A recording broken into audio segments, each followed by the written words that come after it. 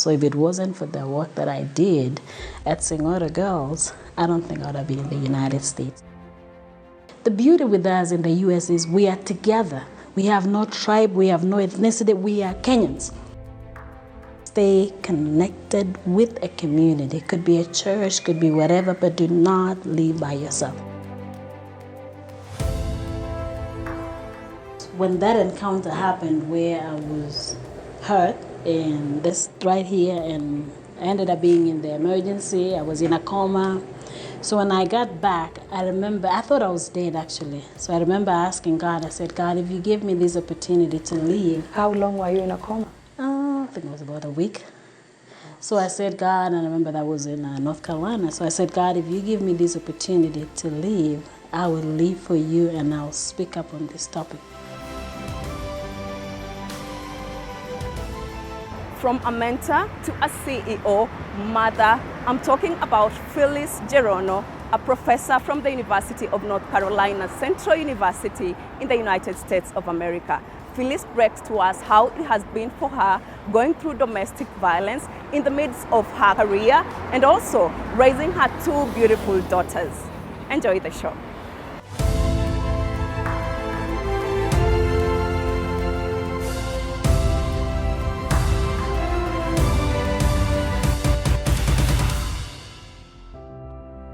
Jerono Phylis Rotich, a professor of kinesiology at the North Carolina Central University in the United States of America.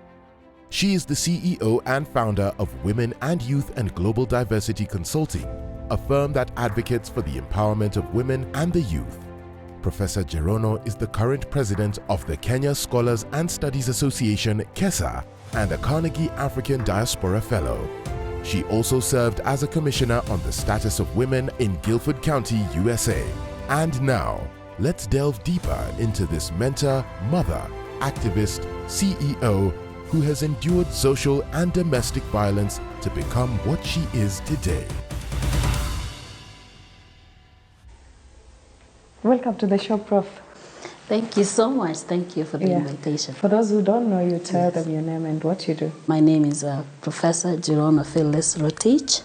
I am a professor of kinesiology and department chair at the North Carolina Central University in Durham, North Carolina, USA.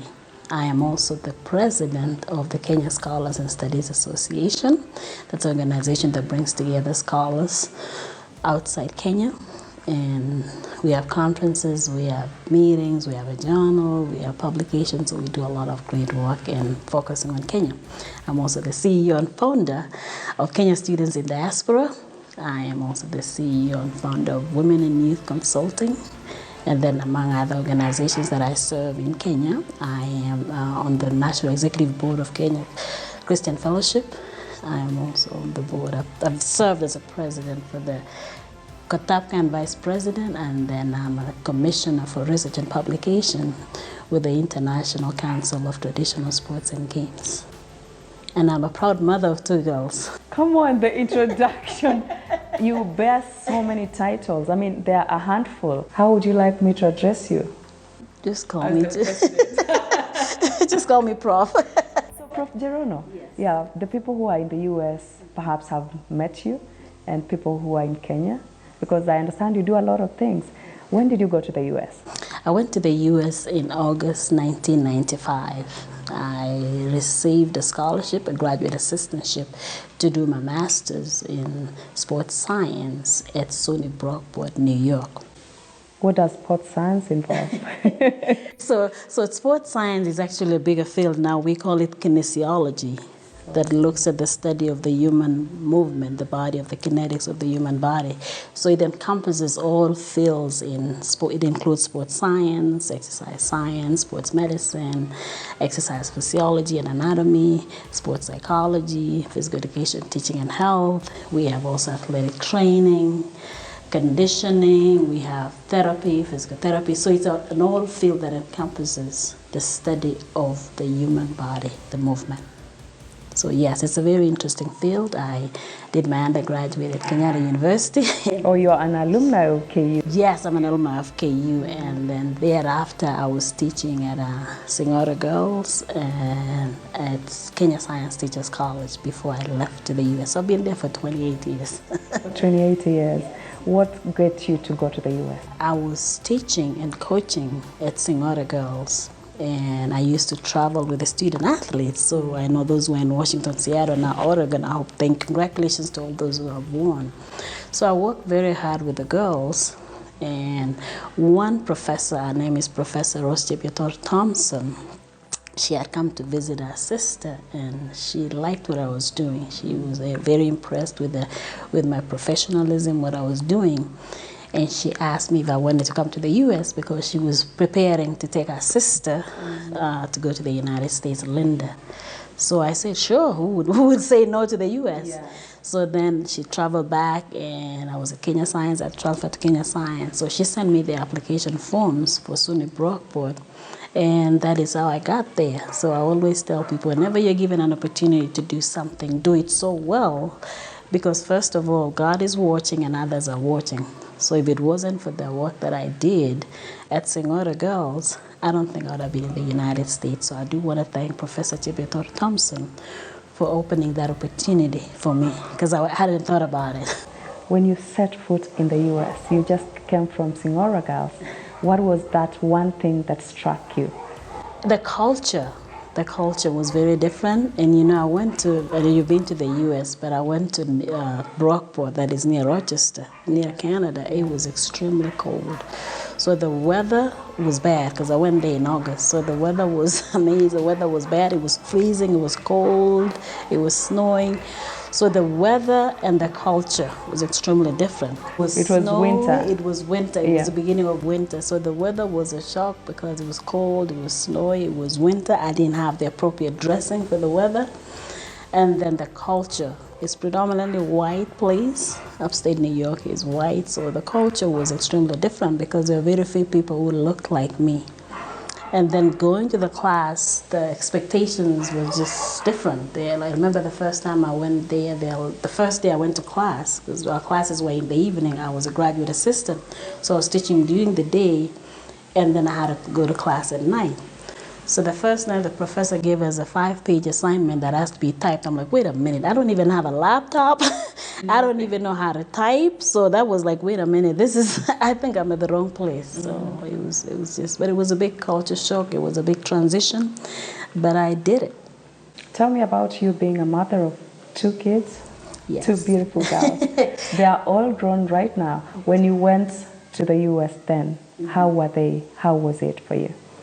So when I got my I-20, I thought I would travel with my daughter, who was at that time 1 year old. And the embassy did not allow me to travel with my child. At that time, I didn't understand why they were denying me, but later on, I truly appreciated that because there was no way I could have managed. So I ended up traveling alone, and my daughter joined me 1 year later with the father.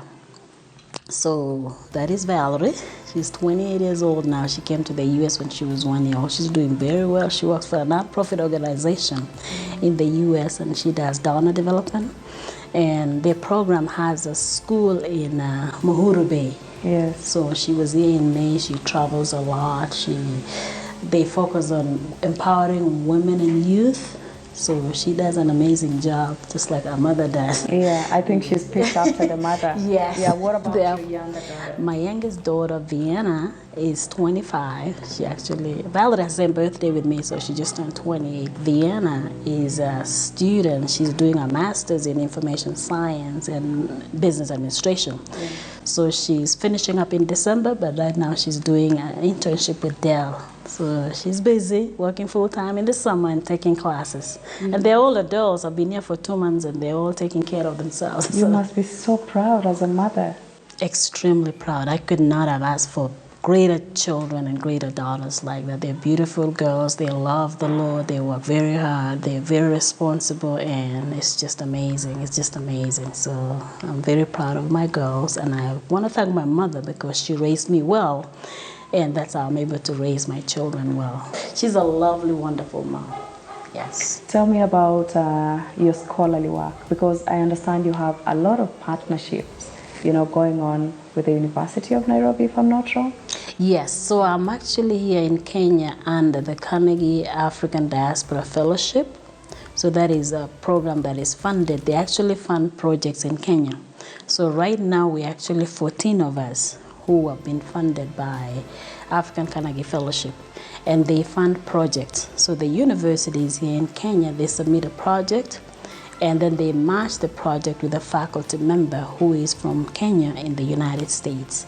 So I was matched with a project at the University of Nairobi, and this is actually my second consecutive year. I was here last year in June and July, and you can only do 2 years, so this is my last time. So I've really enjoyed working with the University of Nairobi, Department of Physical Education and Health, and we're doing mentoring, curriculum development. I'm actually serving right now, I'm serving as external reviewer, so we've been reviewing dissertations, theses, the exam, and just doing whatever they need me to do. So I do want to thank Drs. Munai and Dr. Otieno and the leadership of the University of Nairobi for opening doors for us to come here. We have free services from diaspora scholars who are eager to give back to our country, Kenya. So we want to share the skills that we have learned, any opportunity that we can link. So part of what I'm doing is mentoring graduate students, working with faculty on research, reviewing their curriculum, their external exam, and also developing that international collaborations. I was able to travel I was invited to go to Kabarak University. They were actually looking at establishing a relationship with the Indiana Bloomington, the School of Public Health and the School of Medicine. Mm-hmm. A few weeks ago, I was invited as a guest speaker at the Miro Institute of Technology University, and I spoke there, and they're also looking for those opportunities. So if there are any universities out there who are looking for collaborators, reach out to Kenya Scholars and Studies Association, KESA. We have many, many professors and professionals who are willing and ready to assist to improve the education in our country. Great. I see that you have so many professors, in that specific organization. However, you understand that we have such a big gap in Kenya. Right now, we don't have as many professors, in academia as we would have hoped to be. What do you think would be the problem? I think it's the opportunities there and also the willingness to really recruit from diaspora.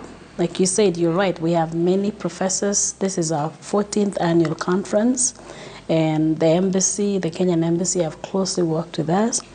The Ministry of Education have also worked very closely with us. They're very supportive. They come to our conferences so they can attest to the level of the professionals that we have, to the level of skills that we have, and to the level of commitment and the love and the passion that we have for our country. I'm just not sure if there's been that efforts by the Kenyan universities to really reach out to us as professionals. We can help with research, we can help with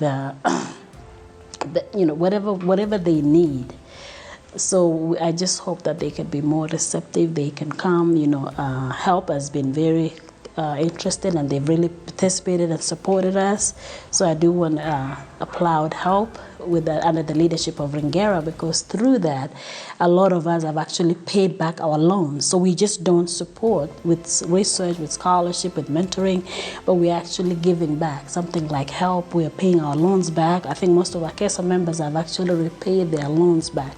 So we work very closely with those organizations. Let's now talk about those who are not yet in the diaspora, the students especially, yes. But have plans to go to the diaspora. Do you have anything for them? Yes. So those who are traveling, first of all, congratulations for even thinking about coming to the U.S. It's a great place with great opportunities.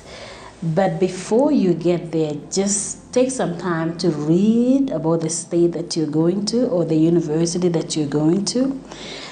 Make sure you understand the place very well. You understand the do's and the don'ts, the weather and things like that. And even before you get there, we even have students who are members of KESID who are still here. I will have one who is a wonderful student. There's some students who are at Arkansas State University. They joined KESID even before they came to the U.S. So because they have this network, We have WhatsApp, we have 4 WhatsApp groups, we have a Telegram, so you can ask any question. So join that, seek out, go to the website, reach out to any of us so that we can guide you. So that as you step into the U.S., you have an idea of what to expect. You have networks, you have people that you can reach out to. We can assign you to a mentor even before you get there. So again, do your homework and do not be isolated.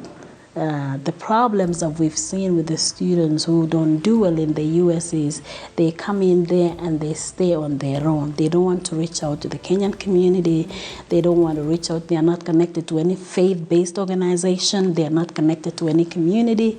So they're ideally they're on their own. And then what happens is when they run into problems, like they lose a scholarship, they get sick, they get, all kinds of stuff happen. Life happens in the U.S. Yeah. So we tell them, as soon as you get there, reach out. We have so many organizations. Like I said, we have KESA, we have KESID, we have Kenya Christian Fellowship.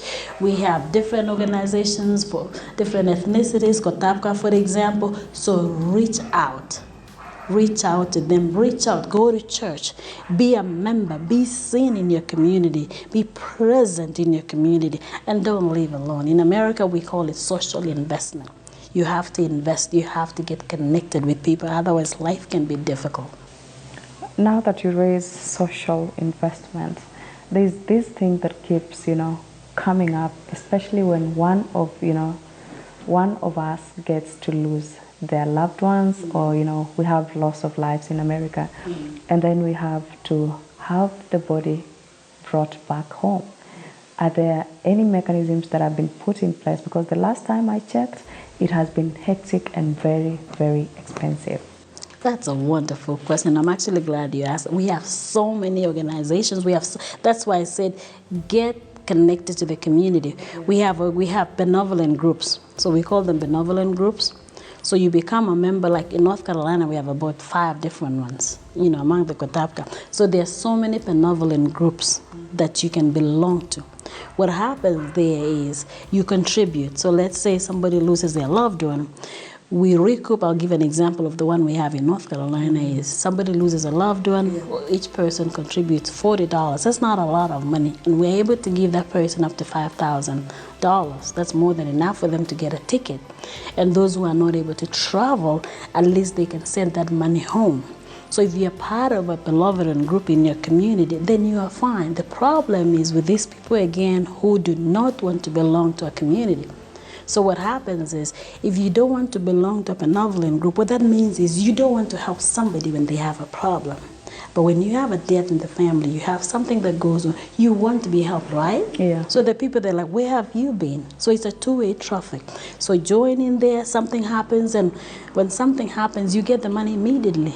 You get your check immediately, then that way you're able to travel home and you're able to send the money as you need. Again, are they formally registered kind of groups? Yes. Most of them, they're actually in every state. So that's why I said get connected, find out what is going on. There are so many of them within communities. The reason is they're within your local communities because we want to make sure that it's actually real. So for you, let's God forbid you say that I lost somebody. Yeah. Some people, we have good people. We have very good people. Well, we have some people who are not really good, right? You know that, right? So they'll make a story. They said I lost my grandma. Or, no, we don't cover. I lost somebody, but they're lying. So we want to be in that network so we can actually verify to say, is that true? So you join the organization, you give a list of all your siblings, somebody refers to you. So if you lose somebody, is that true? And you get your money immediately. So again, I cannot overemphasize that. Stay connected with a community. It could be a church, could be whatever, but do not live by yourself, especially our young people. The young people that we see coming in nowadays, it's very difficult. We only get messages when something bad has happened. I've been in that position. I've received so many phone calls, especially from colleges. So we have a student here who has died or who is sick or something has happened. We need help. Or we even have people who die and there's no one to reach out to them. Yeah. So again, it's like you said, the beauty with us in the U.S. is we are together. We have no tribe, we have no ethnicity, we are Kenyans. So we love one another, we work together, and we will come in to support one another anytime. But you gotta belong to the community. You gotta belong to the community. I'm going to prepare. You know, in the US, we do everything. We cook, we clean, we drive, so Karibuni, I hope I'll still remember my cooking skills again. Let's see what she got. So I'll get the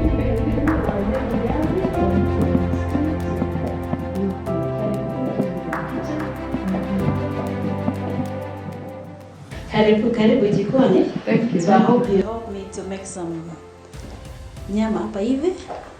Good. So we have. I love that. nyama. Wait a minute. Just hold for some time. Okay, good. Okay, good, perfect.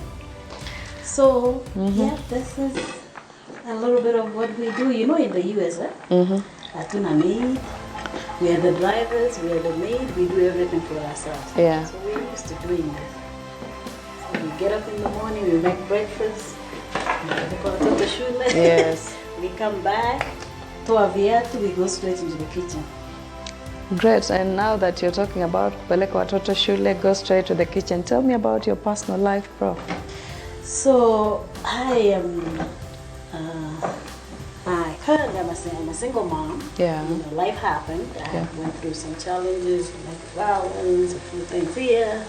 But you know, I looked at those as teachable moments. I learned a lot, and to me, when I went through all those stuff, it felt like I was knocked down, but I was not knocked out. Yeah. So I realized very quickly that I need to bounce back so that I can take care of my children. So I'm single mom, I'm very proud mother of 2 girls, beautiful girls who are doing very well. So what I do is I've worked very hard, realizing that as a single parent in the US has not been easy. Yeah. So I've taken that initiative myself to really focus on the why, what really took me to the United States. Yeah. And what took me to the US was to get a better life, was for my children to get a better education. So then, of course, we put God first. I'm a born-again Christian. I love the Lord. So we put everything that I do, I put God first. So my day starts at 5 o'clock. I wake up in the morning. I join the Global Prayer Network that was started by Reverend Grace Como. After my prayers, I do some exercise. I have a little machine in the house. I do my exercise. Yeah. And then after that, I shower, make breakfast. Now that my kids are grown, I don't really have to cook for them. Oh, yeah. But ideally, when they were young, I make You would breakfast do for them, that, and then I get ready to go to work. So my day starts with prayer and exercise, so that by the time I get to work, then I'm fully prepared to face the day. I have a 45-minute commute, so I drive 45 minutes to work. And I take my work very seriously. To me, just like, I love to cook, I clean, I do everything. Yeah. Ata shamba, by the way, Unajua I kulima. have a little kashamba. I have a little Like a kashamba, garden but or I have something. a little garden, so I plant. So I have managu, I have tinsaga. I don't know if you have tinsaga, but we do a lot of tinsaga. So I have my managu, I have my tinsaga. So when I'm not at work, I spend a lot of time in the garden. I love flowers. So my life, I believe, a very simple life, but a very focused life. I look at my job as a mission field.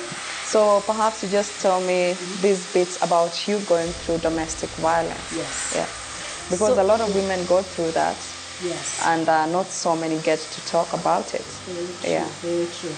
So I went through domestic violence. It was actually really bad. It got to a point where I almost gave up in life, and I almost gave up. Took my life away and that of my children. But I remember one afternoon when life was very hard, some friends of mine, I'll never forget about them, they stopped by the house. And it was a prayer group, so they stopped by the house and You want to cover this prayer? It was actually an interview. Oh, ugali is ready. We need to make ugali. We need to make we know ugali. we multitask, by the way. So I think I can be making ugali. Yeah, make Okay. it. Oh, Can you I want be to make making the ugali and then you'll be making the ugali? We may Okay. have to switch this one up, Ivi. Can I? Oh. Sure. Please help. So nipikie wapi mimi? I think we'll move this one up on the opinion. You still remember how to cook ugali? I know how to cook ugali. What do you mean? You do. I think we need to move the ugali this way. Hope it's not too Yeah, hot. like I said, as we do everything for ourselves. So mimi mezoea hii kazi. I clean, It's okay. I cook, I drive, I do everything. We are the drivers, we're the So when I went through life, Yeah. the How do I get to like this? I think I can just figure out. Just figure it out, yeah. Okay, there you go. No, that one is the last one. Usichome mboga yangu. Is that? Okay, I don't have know. to use that one. Okay, may have to. Okay, perfect. There you go. Oh, I may have to use the last one. It looks bigger. Okay, let's use the last one. It's okay. So you were telling me about life. So this group, to me, I believe they were God sent. Yeah. Because they came at the right time when I was really tired and I was exhausted. And I was about to lose my scholarship at school because at that time I was left with 2 children by myself, and they were very young. Yeah. They were actually 5 and 8. So my struggle started from there because I didn't have anybody to support me. I had to work from 8 to 5, and then I had to take classes in the evening. Yeah. And then I had to do homework, and so I ended up getting a 3rd shift job so I could work at night and do all these things. So honestly, life was not easy. But by the grace of God, I really focused on my why. Like Simon Sinek says, if you know your why, so my why really helped me to keep focused, to keep moving, and to keep doing what I was doing. Yeah. Okay, you got that? Okay. So we're good, right? Yeah. Okay. So I just Kwani wewe unamwaga unga yote this? sawa nisimalize. Nataka kumaliza unga yangu ya mmoja. Yeah. So tell me, you know, I'm still interested when you are married and then you're going through domestic violence and you have kids. How old were the 2 beautiful girls then? Yeah, so I got married here before I moved to the US. Yes. And then my kids. Sorry. Where is my I can see a towel here. Yeah. So my kids were very young when I was going through this tough life. Yeah. So I ended up being by myself. Yeah. But thank God my siblings were there. I had taken my brothers to the US, so they were able to help. So they supported. Yes. Your brother were there? Yeah. Okay. But it was not easy. It was not easy because in the US, for one, I could not afford to take them to daycare. I hope this is how you cook. No, I mean, we eat, everyone has their own skills, eh? Just trying to Si unajua kila mtu anapikanga design yake. Just trying to. At the end of the day. At the end of the day, Yeah, mutakula. This is how we eat. Sisi tutakula hivi. Wewe maisha yetu, as long as you have food at the table. So this is some choma, some buzi. Yeah. I see your food ugali. Yeah. So it was a struggle because I had to vent by myself.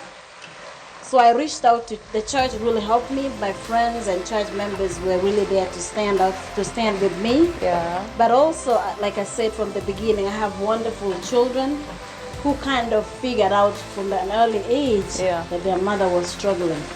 So we struggled together. What was their reaction, their responses?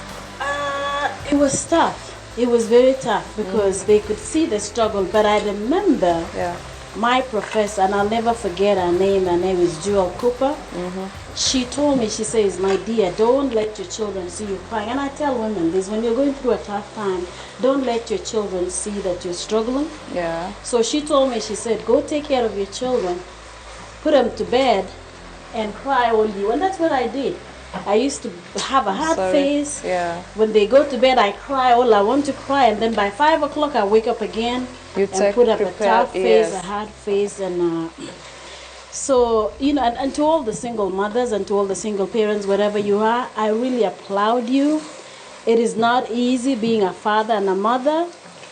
But to me, when that happened, and I don't want to get into the details, the nitty-gritty part, when that happened, I realized that was my new normal.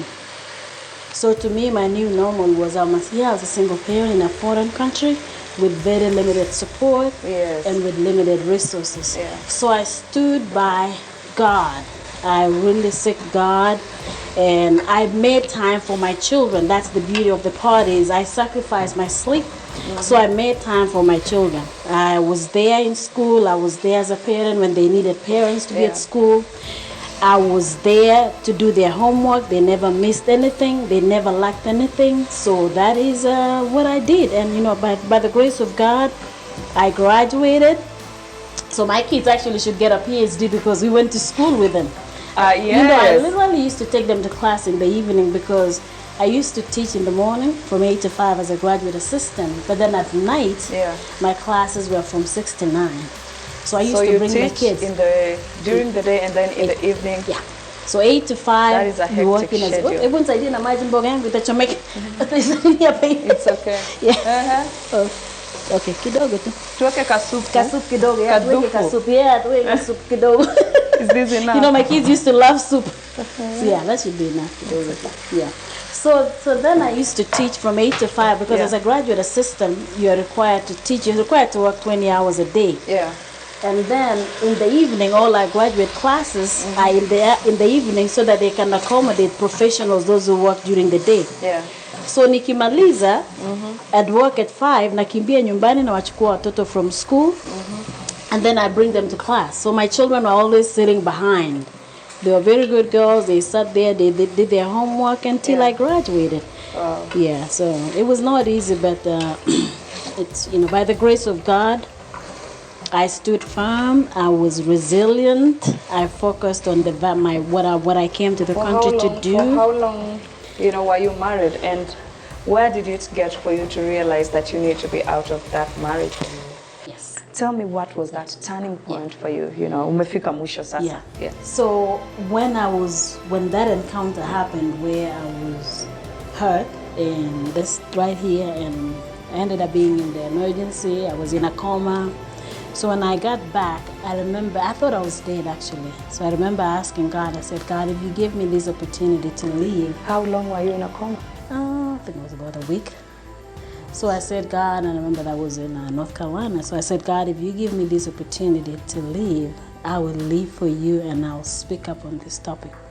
Because I went through abuse for a while, but it's this thing of unafungulia. Yes. You know, we get told, people tell you, you're trying to save face. Your marriage. You're trying to save your marriage, you're trying to save face, you don't want people to know that you're struggling, but you're suffering internally. It was so bad that I started developing thyroid problems. Oh, sorry. So I ended up, they ended up removing my thyroid. But I was suffering inside. I knew I was suffering inside. I knew the kids were not comfortable. So when I get out of there, actually, he had left. And that to me was, I'll never go back. I will never go back to marriage again. And some people want to go back, but not me. I was too traumatized, and I do not want to go back. So I just don't feel like, to me, that was it. To me, that was it. So there's some people who would want to go back again, but to me, I wanted to live for my children. I wanted to be a mother and a father for my children. So I put aside everything. Like I said, my life is God, my children, and work. Because I knew the work is feeding my children. I knew that I needed a God to give me that faith to push when those days are hard, when I don't know where I'll get the next meal, when I don't know where I'll get what my kids need. So my children are my focus. So I looked at myself, I picked myself up and I said, you know what, no turning back. Being resilient, I was bouncing back, I focused on God, I looked at the purpose of my life. I really, really, really found time for my children. Spent time, they never missed anything. I saved money, they went on mission trips, they went on mission fields, they went on summer camps. So I did what I needed to do for them. So I tell women out there, I don't know what you're going through, but speak to somebody. Talk to somebody about what you're going through. Did you go for any counseling? You had said Sun is Goko. Let me bring Sunny for God. Did you speak to anyone? Yes, I did. I actually went for counseling. I went to the church and I had good friends. So the other thing is have good friends that you can be vulnerable. Because a lot of them will blame you. Unfortunately, we're in a culture where something goes wrong, they always blame the lady. They always blame the woman. She didn't stand up for her marriage. No, she didn't stand up for her marriage. But nobody knows what you go through. So I'm very passionate about single parents, because there's so many single parents. Was it Jamaica? So there are women who are single for different reasons, but just hang on in there, ladies, and take care of your children. Don't listen to what people will say. As long as you know your why, then keep doing it. We have so many women in the U.S. who have lost their lives. We have so many people here who have lost their life from abusive marriages. The athletes the other day. So we have people who are suffering internally, but they are not able to talk about. I think we're good, right? Yeah. So it's time to cool it. Ama mimi niko na njaa sana. Tukule tutakula sahi. Too bad sikulete mursik, imagine. Kwani nani? Ai bana wewe ni aje. I blame them on my mother. Mama yangu hakunitumia mursik. So madhe umeniaibisha, madhe leo umenikosea. Madhe amenikosea. I think this is ready to go. Yeah. Yep, they should be good to go. I think you can serve the both and then let's serve it. Yep, so go ahead, yep. So you were saying something. So I was saying, if you find yourself in a crossroad in life, just pick yourself up and never give up. Keep doing what you're doing. Yeah. Focus on your why, and especially if you have children, just support your children. Let them do what they want to do. You know, I let my children do what they wanted to do. Did not force them to go into careers where they did not want to go to. I remember one of my youngest got some very good scholarships, but she really wanted to go to this women's college, private school. Yeah. So when she chose that, I said, okay, fine. It was a lot of money, but I said, I let her do that because I wanted her to go where she wanted to go. Yeah. And I wanted her to do what she wanted to do. How has it been for you as a single mother, raising these two grown-ups right now? It has not been easy. It has not been easy. Karibuni, tuende tukule ugali. This is good. Ubaya sikuweka soup sasa, lakini this should be okay, right? Yeah, I think that should be good. That should be good. I think. So it has not been easy, but I have wonderful children. Yeah. Because like I said, in the U.S. we have no maids, we have no drivers, we have no one. You know, after school, when the child gets sick, they call you. You have to go and pick the children up. You have to go and take care of them. I hope ugali yangu. I hope. It looks so good. I said, now I'm gonna tukule kabisa. Okay, that it looks so. Kongoi missing, and next time tutapata mursik. I hope so. It's all the way from Kapkoi from Mama. So Thank Mama you so tutalete mursik. And let's enjoy our meal as we continue the conversation. But yes, it has not been easy, but I love my girls. They're beautiful, beautiful young ladies.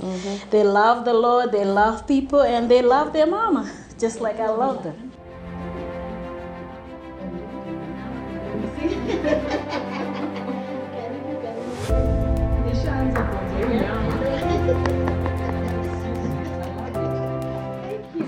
Yeah, you are telling me just how easy it hasn't been raising those two kids as a single parent. Yeah, it has not been easy, and it's not easy for anyone in the U.S. Yeah. Even here, I don't want to underestimate that. So I want to applaud any single parent out there, be it a single father, a single mom, because we are taking in a heavy responsibility.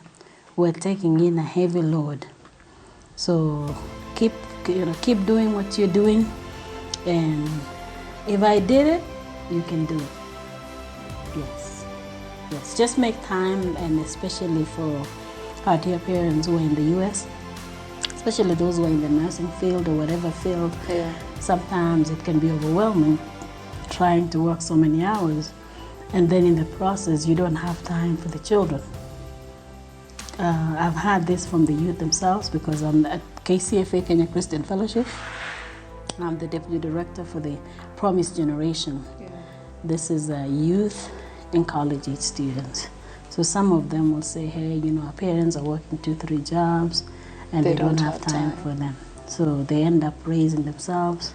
So I do encourage parents out there to, cut down on their work if you can, and then make time for your children. Because, they grow up so fast. Look at mine. The other day they were 8 and 3, 8 and 8. They're 3 years apart. But now they're grown, they've moved on, and professional young women, they take care of me. So, how was the food? I love it. Okay. Especially the nyama. You didn't notice I had already started having a bite in the kitchen. That's fine. That's what we do as women, right? Oh, yeah. Yep. So I miss ugali, I miss boga. What would you advise, a couple that has a young family that has this opportunity to relocate abroad? That's very important. So, of course, the opportunities are great. If you get that opportunity, take advantage of that. just make sure that when you get to the US, plan your schedule accordingly. Schedule time for the children, schedule time for yourselves, because you also need to take care of yourself, especially ladies. We don't do a good job taking care of ourselves. We're so busy taking care of everything else. So do what you have to do. The bills have to be paid, rent has to be paid, everything else. In the US we pay for everything. We buy everything. So the bills have to be paid, food, everything, take care of that, but also make time for your children. So what we've seen in most cases is the father would work first shift and the mother works second shift. So whatever works, but just make sure that you are there for them. When you're home, be present with your children. Make time for them during the weekend. Yeah.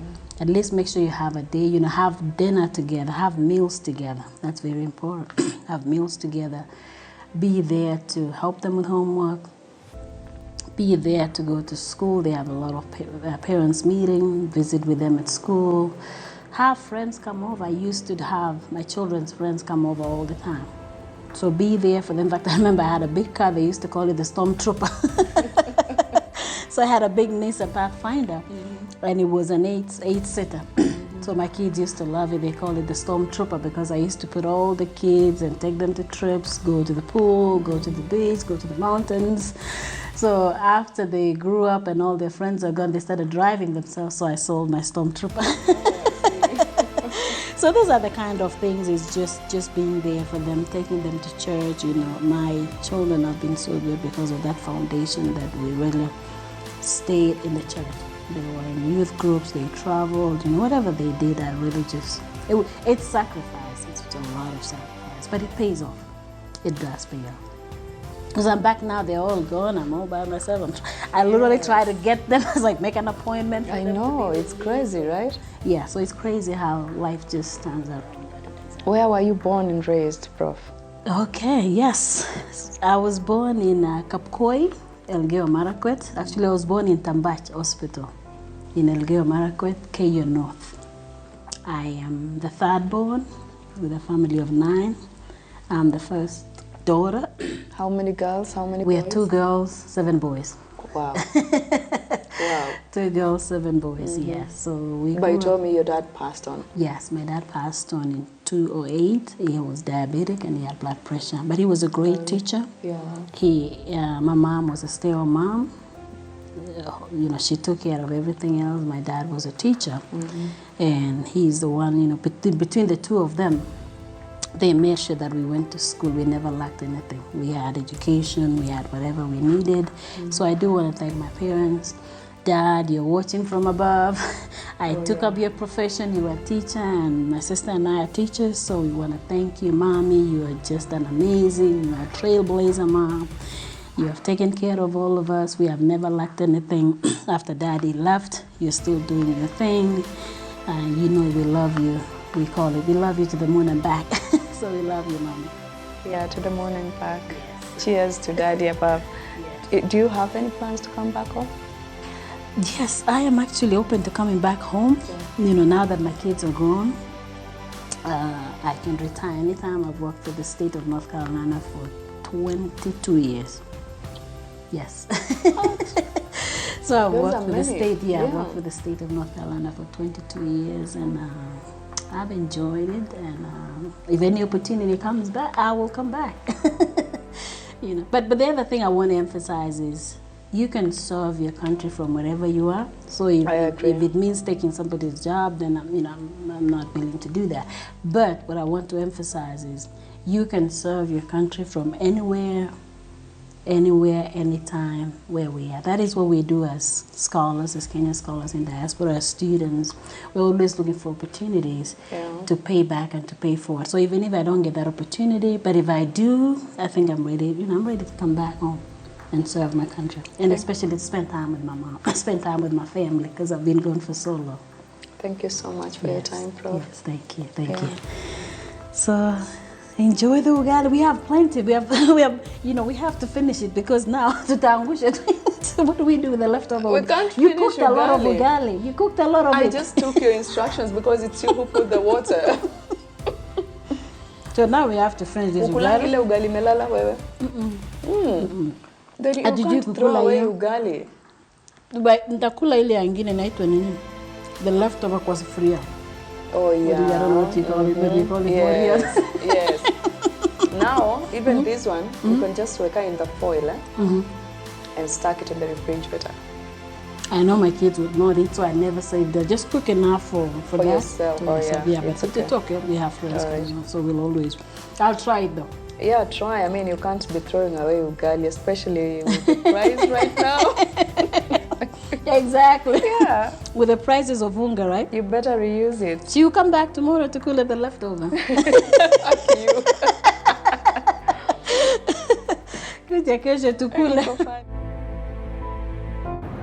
Unfortunately, we have to wrap up for today. I hope you enjoyed the show and the cooking that we just did.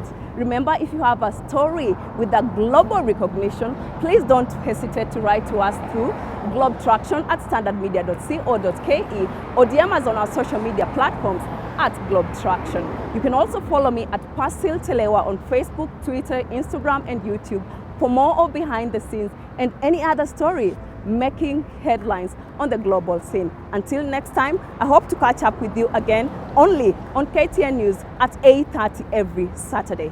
Bye-bye.